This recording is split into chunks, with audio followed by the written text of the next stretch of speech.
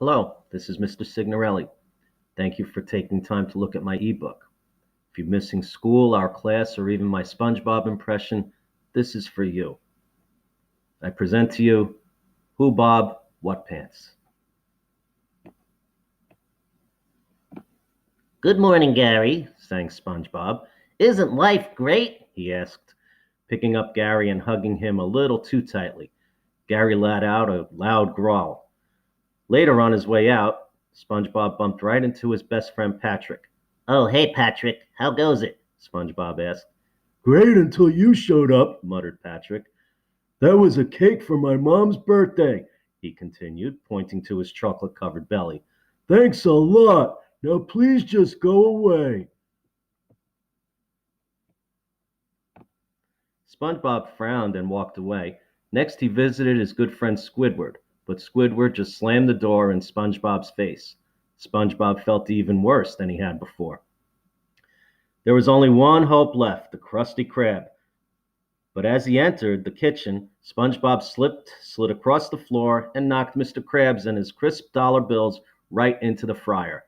If I were you, lad, I'd get as far away from me as possible, Mr. Crab barked. Miserable, SpongeBob decided it was time to leave Bikini Bottom forever. Goodbye, Bikini Bottom, SpongeBob called out. Goodbye, life as I know it.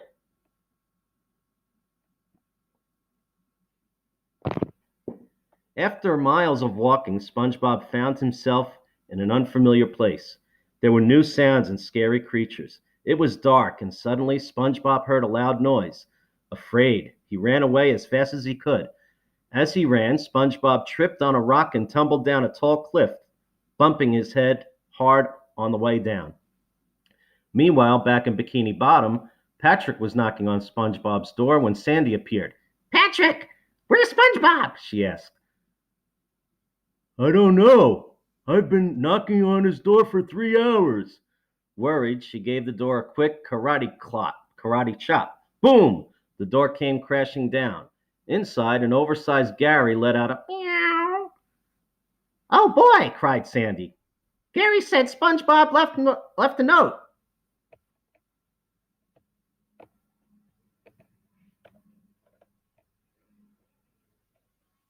Here we are. To whom it may concern, if you found this letter, that means Gary's food bowl is empty and that it needs to be refilled. It also means it's been approximately 1 year since I split town and no one's noticed till now. No one needs to worry. I won't bother anyone again. Sincerely, SpongeBob. He's gone. I should have yelled at SpongeBob, Sandy lamented. I must have made him feel really bad. Me too, said Patrick. We have to find him. Come on, let's start searching. Sandy and Patrick checked the Krusty Krab. SpongeBob wasn't there, but there were a lot of hungry customers who wanted their Krabby Patties. Mr. Krab was really worried. He knew that the Krusty Krab couldn't survive without SpongeBob.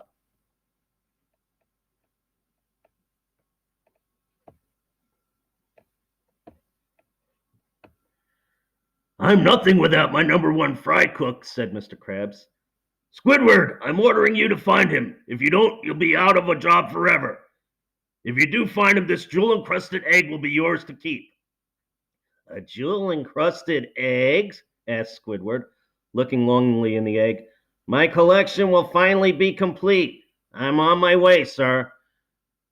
Back in the unfamiliar seas, SpongeBob finally opened his eyes and rubbed the large bump on his head. Then he noticed two fish kneeling down, looking at a pile of square pants. He went over to say hello. Oh, hello. We're just admiring your clothes, the fish told him. These are your brown pants, aren't they? The fish asked, showing him a pile of brown pants. I can't remember. I don't even know my name, said SpongeBob. All I know is that I hit my head and woke up here. And we're going to have to go to part 2 of this book because I'm running out of time. So see you in part 2.